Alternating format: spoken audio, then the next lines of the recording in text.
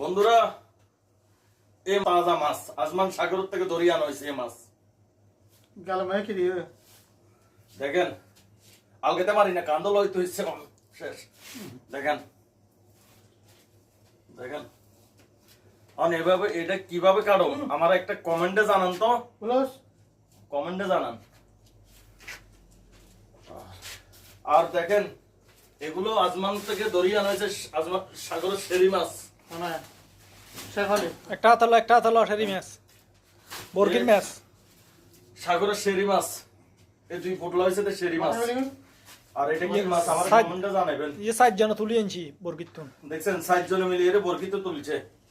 Ajman সাগর তো এখন আছে। আমি এনে ভিতরে গোসল করে গিয়ে না আই আর হরিয়েন না। আপনারা এই মাছটা দেখতেছেন, কমেন্টে আমারে জানাবেন। কি জি আগে যে